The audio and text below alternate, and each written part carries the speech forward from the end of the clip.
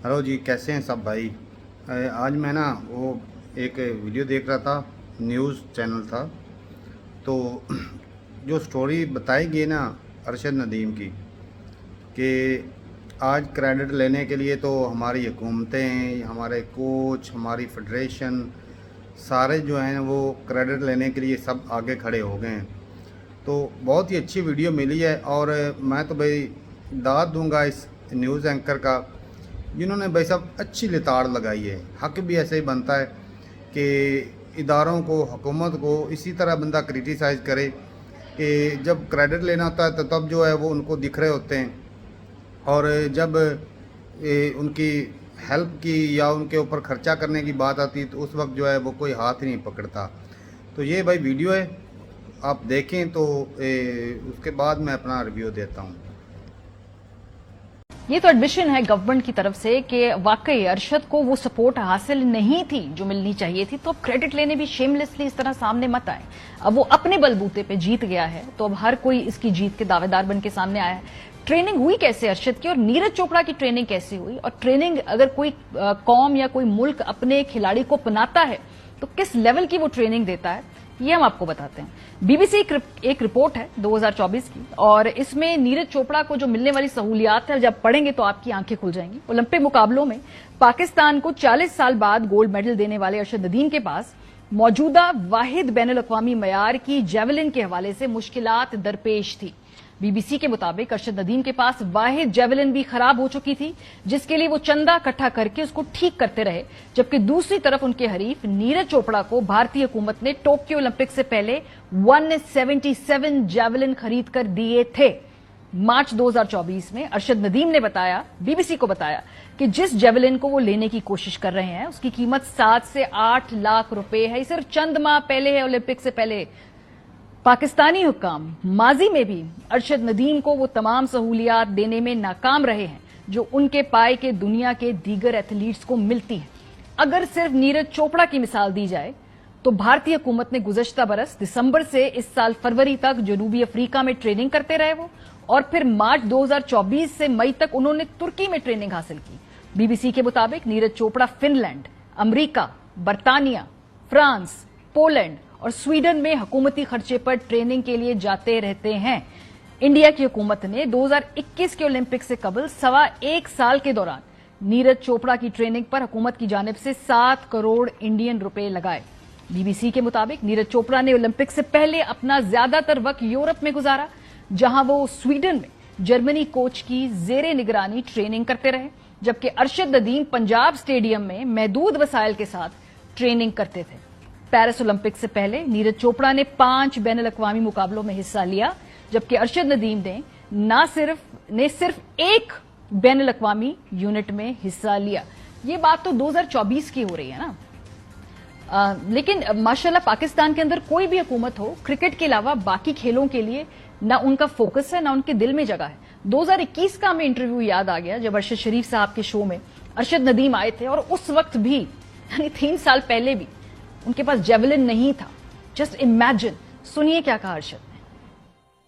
जी बिल्कुल, अगर सर देखा जाए तो हमारे पाकिस्तान में वर्ल्ड लेवल के जेवलिन नहीं है। मेरे पास जो जेवलिन है वो मेरे कोच फयाज हुसैन बुखारी साहब ने दिया था, वो मेरे पास है जेवलिन। उससे मैं घर में हल्की फुल्की ट्रेनिंग कर लेता हूँ, लेकिन एक प्रॉपर जो आप समझ लें कि मेरे पास जो फैसिलिटीज है घर में, वो आप समझ लें कि नेशनल लेवल की भी नहीं है। 2021 में भी जेवलिन नहीं था, 2024 के मार्च तक भी उनके पास वर्ल्ड क्लास जेवलिन नहीं था। तो फिर किसने पेट्रनेज की है, किसने ट्रेनिंग की है, किस तरह हुकूमत ने सरपरस्ती की है, किस तरह शेमलेसली आप आके क्रेडिट ले सकते हैं?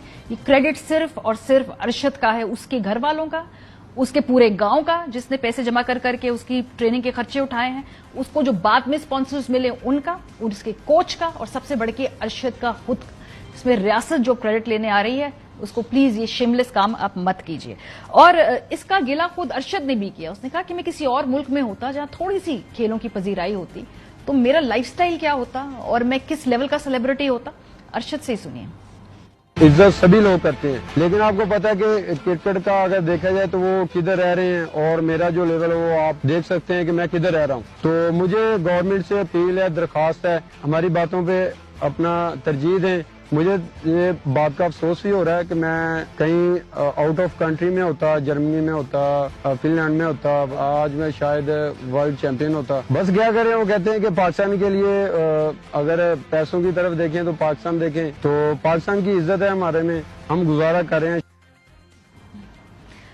इसके अलावा जो बाकी प्लेयर्स अर्शद के साथ compete कर रहे थे, उनके अगर आप सोशल मीडिया के ऊपर जाइए, उनकी ट्रेनिंग को फॉलो कीजिए, तो जिस लेवल की इक्विपमेंट वो इस्तेमाल कर रहे हैं, जिस तरह की डाइट उनके पास है, जिस तरह की सहूलियात उनके पास है, अर्शद तो उसके बारे में सोच भी नहीं सकता, सिर्फ ख्वाब देख सकता था। एक तकाबली जायजा आपको दिखाते हैं कि वो जो बाकी एथलीट्स जो करीब करीब नहीं गुजरे अर्शद की थ्रो से, वो कैसे ट्रेन करते हैं और अर्शद कैसे ट्रेन करता है। तैयारी करके अरशद नदीम पाकिस्तान को ओलंपिक तक लेकर गया। जी सर। बड़े अच्छे वेट होंगे। ये सर मेरे वेट है। ये आपके वेट्स हैं? जी बिल्कुल। बैठते हैं उनको? जी जी। मतलब ये एक सोटी पंजाबी में कहते हैं, उर्दू में लकड़ी। ये सर बिल्कुल स्टिक। ये और ये मेरे ख्याल से घी के डब्बे में। जी बिल्कुल सर, ये घी के डब्बे हैं और इसमें वो क्योंकि वाल साहब मिस्त्री थे तो उन्होंने मुझे बना के दिए, और मैं खुद भी ये कुछ चीज़ें बनाई हैं। तो इसी से अल्हम्दुलिल्लाह मैंने जो अपना स्कूल लेवल पे मैंने स्टार्ट किया है, तो आज देखें अल्लाह का शुक्र है कि इस मुकाम पे पहुंचा हूं। तो दिखाएं तो जरा ये कैसे आप इससे ट्रेनिंग करते थे। एक तो ये तो अब नहीं चाहते कि अब सही वाले वेट्स आपके पास आए? जी जी बिल्कुल सर, क्योंकि इतना बड़ा परफॉर्म करना हो तो इस वेट से नहीं होगा सर। अच्छा। हाँ, जी और वो बिल्कुल। नेजा अगर आप मुझे दिखाएं जिस नेजे से आपने शुरू किया जी और बिल्कुल। सारे मामला को।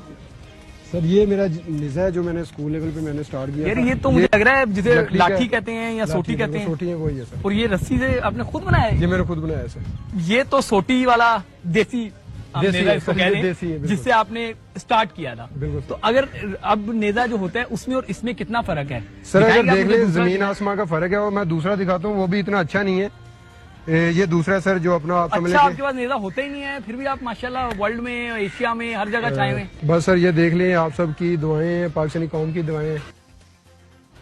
आपने ट्रेनिंग फैसिलिटीज में फर्क देखा। अब जरा अर्शद के रिकॉर्ड्स आपको दिखाते हैं कि इस जो मीडियोकर और इतनी बेसिक फैसिलिटीज के होते हुए अर्शद ने अचीव क्या किया, तब आपको अंदाजा होता है कि ग्रेटनेस चीज क्या है।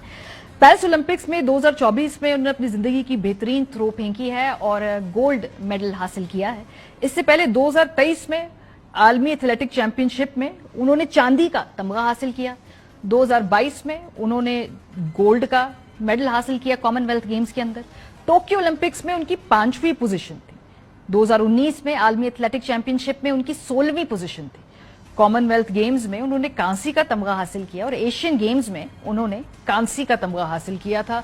इतने महदूद वसाइल, इतनी ज्यादा आपको अपोजिशन हो, कोई सरकारी सरपरस्ती ना हो, पूरा गांव आपकी ट्रेनिंग फंड कर रहा हो, उसके बाद आप अगर ओलंपिक्स में 40 साल बाद सोने का तमगा हासिल करें, तो आप सिर्फ उन 8-9 खिलाड़ियों से नहीं लड़ रहे, आप पूरे सिस्टम से, पूरे मुआशरे से लड़ के वहां तक पहुंचे हैं। और यूं अरशद नदीम बना है।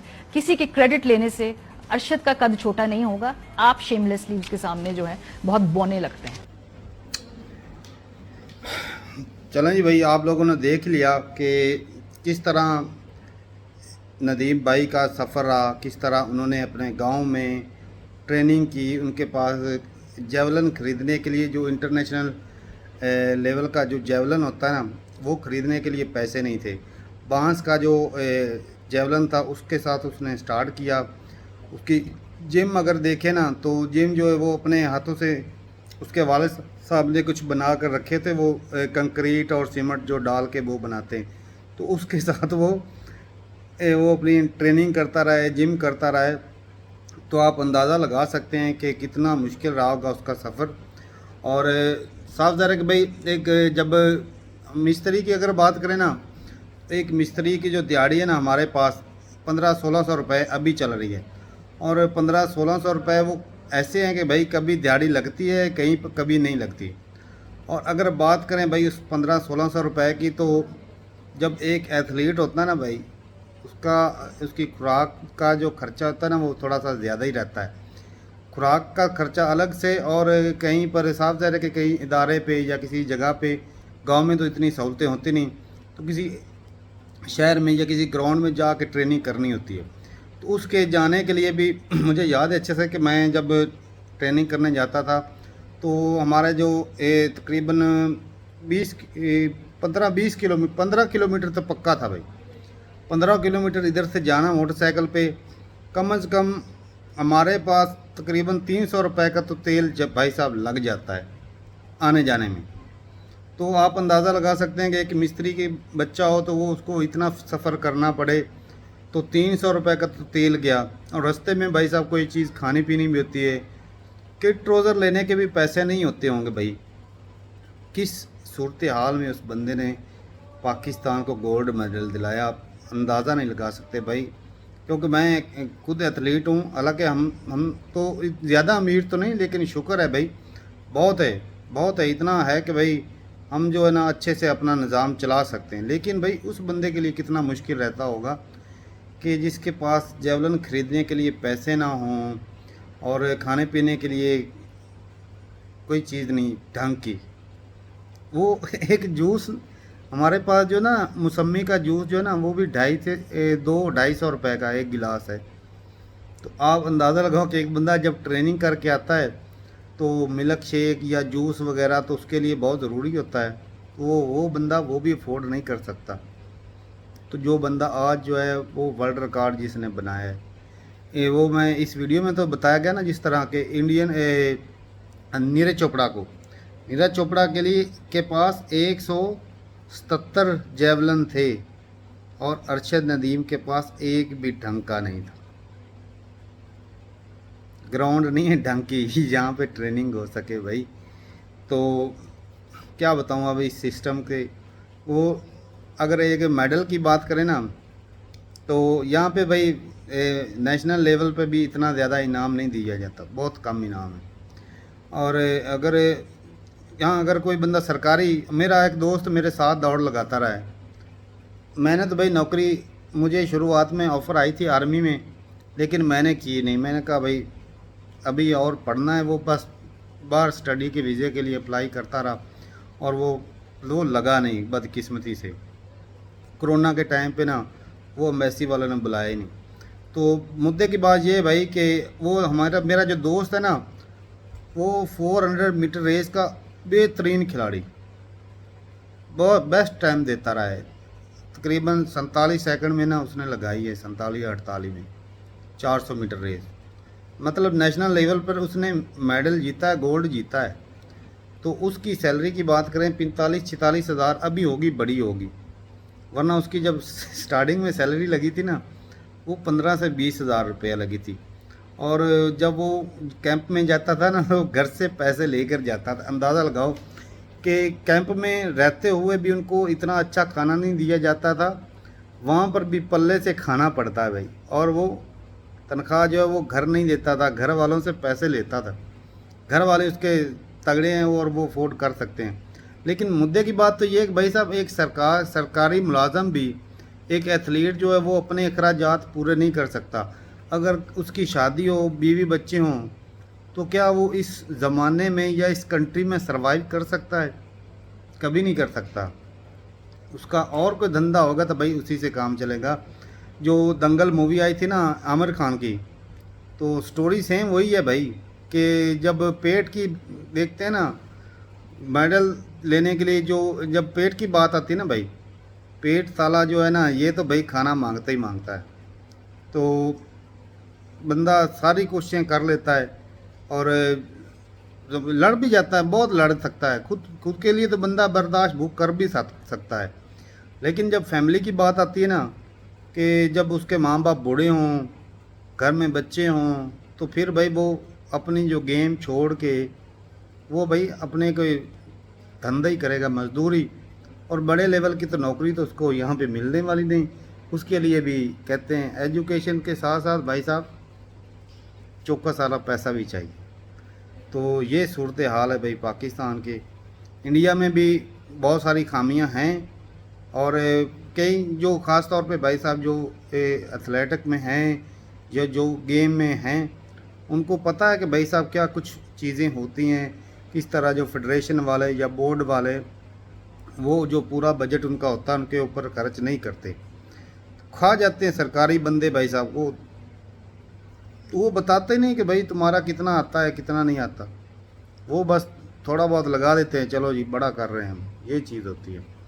तो बाकी भाई नदीम भाई की स्टोरी अगर आप देखेंगे तो भाई आपकी आंखों में आंसू आ जाएंगे कि किस लेवल की तकलीफ़ बर्दाश्त की होगी बंदे ने, और जो उसका लाइफ स्टाइल है वो क्या ये इस तरह का लाइफ, इतना बड़ा चैम्पियन और टुच्चे से यार क्रिकेटर होते हैं जिनके ना चौका लगता है ना छक्का लगता है ना उनसे ढंग की बाल होती है, वो 60-60 लाख रुपया लेते हैं भाई, सुपरस्टार बने होते हैं। और एक वर्ल्ड रिकॉर्ड कायम करने वाले बंदे का लाइफस्टाइल देख लो।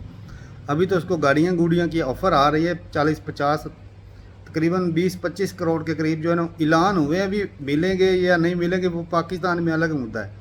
कई बंदे तो भाई वो जल्दबाजी में आके, शोखी में आके, जोश में आके वो इनाम का बोल देते हैं लेकिन वो दे नहीं पाते बाद में भूल जाते हैं भाई। तो ठीक है भाई, अगर कोई भाई हो जिस ख़ास तौर पे हरियाणा से बहुत सारे हमें लोग देखते हैं, अगर कोई एथलीट भाई हो तो मैं भाई सब रिक्वेस्ट करूँगा कि आपकी अगर कोई प्रॉब्लम है तो भाई हमारे साथ ना वीडियो में आप बोलें तो वीडियो कॉल में मैं आपके साथ बात कर लूँगा। बाकायदा यूट्यूब पे अपने चैनल पे वीडियो डालूँगा भाई कि अगर किसी भाई को कोई इस तरह की प्रॉब्लम है तो भाई हम लोगों तक पहुंचा सकते हैं। जो हमारे बस में है भाई उतना तो हम कर ही सकते हैं ना, लोगों तक पहुंचाएं ताकि किसी ना किसी ऐसे बंदे तक पहुंच जाए कि जो आपकी कुछ ना कुछ हेल्प कर सकता हो। तो मेरी रिक्वेस्ट है तमाम यूथ से, जो अक्सर जो है हमें देखने वाले यूथ ज़्यादा हैं, अगर किसी भाई को कोई चीज़ रहती हो जिसको मसला हो रहा कोई खेल में या कोई सामान खरीदने में, तो भाई हमारे साथ बात कर सकता है। मैं वीडियो शेयर कर दूंगा अपने चैनल पे, तो कोई ना कोई तो भाई हेल्प मिल ही जाएगी। तो ठीक है भाई, कैसी लगी आपको नदीम भाई की स्टोरी? और भाई नीरज चोपड़ा की भी अगर बात करें तो शुरुआत में भाई साहब उनके भी हालात जो है ना वो नॉर्मल ही थे, लेकिन जो है ये कि इंडियन गवर्नमेंट ने जब उसने इतने ज़्यादा इवेंट जीते हैं तो भाई इंडियन गवर्नमेंट के साथ साथ इंडियन लोग जो हैं वो बिजनेसमैन या जो बड़े लोग हैं उनका दिल बड़ा खुला है कि वो भाई साहब खुले दिल से पैसे देते हैं। ये चीज़ है इंडिया में। तो ठीक है भाई, अपनी राय ज़रूर बताइएगा कमेंट सेक्शन में। मिलते हैं वीडियो के साथ, तब तक के लिए इजाज़त दें। अल्लाह हाफिज़।